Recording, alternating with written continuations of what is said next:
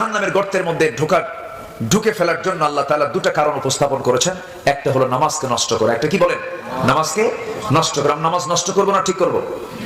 বলেন, নামাজ নষ্ট করব না ঠিক করব? আচ্ছা, ঠিক করলাম, নামাজ কায়েমের আন্দোলন করলাম না, তাহলে কি ঠিক হলো? আস্তে করে ঠিক হলো? আমার ভাইয়েরা, এই জায়গায় কিছু গুরুত্বপূর্ণ কথা মনোযোগ দিয়ে শুনবেন।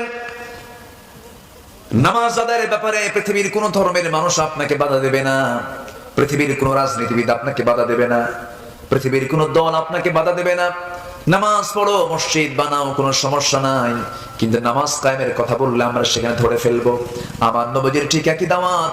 নবীজি যখন মক্কায় ছিলেন তখন আয়াত নাযিল হলো, ইন্না আ'তাইনাকাল কাউসার ফাসাল্লি লিরাব্বিকা ওয়ানহার ইন্না শানিআকা হুয়াল আবতার।